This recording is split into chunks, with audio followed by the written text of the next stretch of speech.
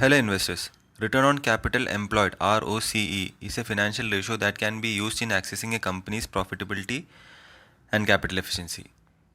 The ratio can help to understand how well a company is generating profit from its capital employed. So ROCE is the ratio of EBIT to capital employed. EBIT is also called net operating income. So capital employed is nothing but the total assets minus the current liabilities. All these things you will get from the balance sheet of the company. I prefer ROCE over ROE since ROE, like we discussed in last session, measures the returns with respect to only the shareholders' equity, wherein ROCE considers debt and equity both.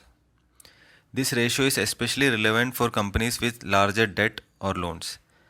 Hence, thus, ROCE ratio helps neutralize financial performance analysis for companies with significant debt. In general, the ROCE and the ROE both shall be more than the weighted average cost of capital, which is WACC, for a company to be profitable over the longer term. For now, consider WACC as the cost of capital in which each category of capital, say stocks, bonds, long-term debts, etc., is proportionally weighed or proportionally weighted.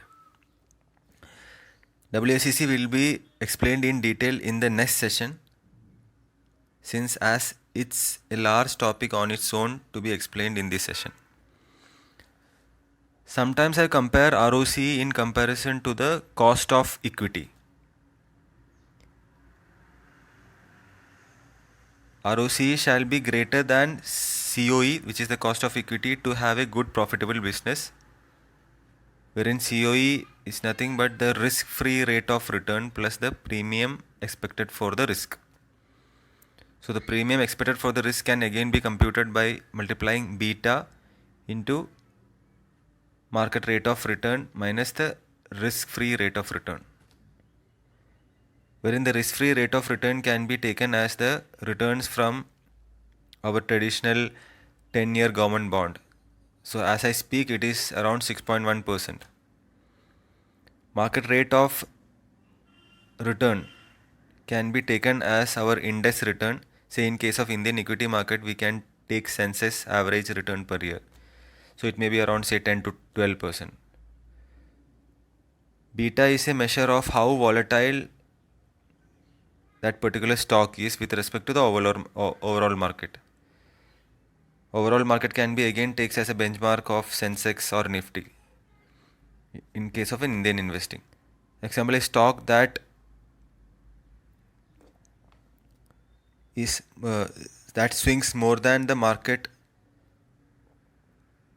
over times as a beta above 1 and vice versa. That is, if the particular stock swings over the market over time or the Sensex over time, then the beta is more than 1. So Sensex returns is taken as 1 and anything above that is taken as a beta more than 1 and anything below that as a beta less than 1. You can get the this beta value from any sites like Money Control or Value Research in Indian markets or other related sites for foreign markets. Note that COE is compared as a part of CAPM, which is the capital asset pricing model in economics. Now we'll discuss much on this COE, that is the cost of equity, in the next session, which is on WACC, the weighted average cost of capital. Happy investing.